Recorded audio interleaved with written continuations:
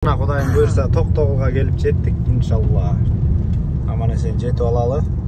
Жакшы бир керектүү сөздөрдөн, колдон келсе жакшы сөз айтуудан эч качан уялбаш керек.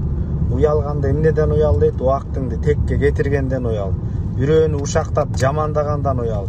Бирөөнү кыянат иш кылгандан уял дейт да. Анысы кандай биз жакшы колдон келген акыл эсибизде, жан дүйнөбүздө болгон нерселерди бөлүшкөндү унутпайлы достор.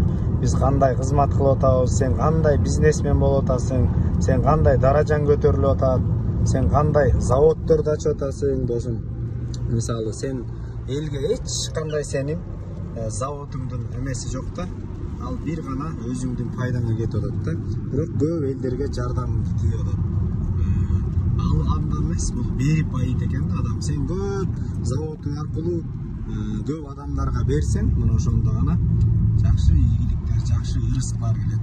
Анан кээ бир адамдар бар да, ичине бир аз эме болот.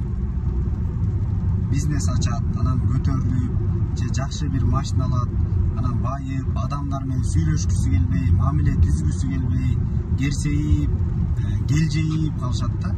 Же болбосо кандайдыр бир кызмат орундарга көтөрүлүү менен анан андай болбош керек. Бизге ар дайым адамга адам керек. Адам менен мамиле түзүү менен биз адам болобуз. Чыңгыз Айтматов айтып кеткен ошон үчүнчү. Күн сайын адамга адам болуу эң кыйын депчи. Кандай даражаң көтөрүлбөсүн, ошого татыктуусуң. Аллах Таала байлык берсин, бийлик берсин, даража берсин, кызмат берсин, бирокчу ошого ар дайым татыктуу инсандардан бололу. Эч качан унутпайлы, баардыгыбыз адам экенбиз да достор. Жашасыңыздар.